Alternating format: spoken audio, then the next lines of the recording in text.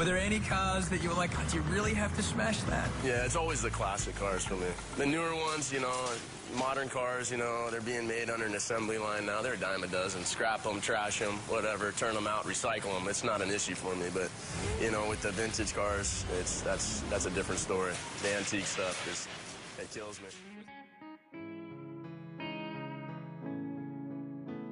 Hey there, Scanny Can. Who's this? Rusty Nail.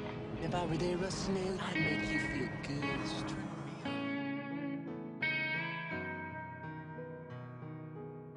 It's not just any hot piece. Tommy used it to burn a dirty car. If they find it, I'm dead. What mark do you plan on making on film in your career? Or do you plan on not making a mark?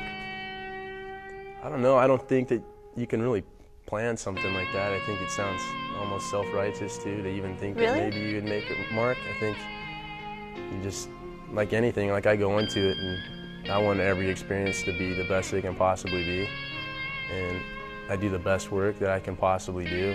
And with each and every passing movie that I'm in, I feel like I'm getting better, I'm improving, and I like that about it because I'm super competitive with myself, and you know, I like that there's always room to grow, and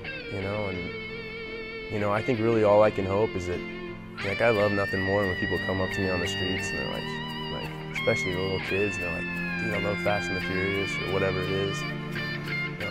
That feels really good. I mean, it wasn't that long ago where I was a little kid, and I remember going to Star Wars, you know, the very first one, and thinking that was the coolest thing, like that was all time. I ran home, I got my lightsaber, and nowadays it's like, I don't know, to even know that there may be one or two people that look at you and the way that I looked at Luke Skywalker, and to think that, man, that guy's really cool, or I'd really like to do what he does. What do people say to you when they recognize you in the streets? Because this is, as you say, a cultural phenomenon. Do you get lines, or do people just shout Fast and Furious? I get a lot of lines. What I get, my favorite, honestly, is Brian. Like, I like Brian. When I get Paul Walker, I run. Yeah, because there's two different varieties, right?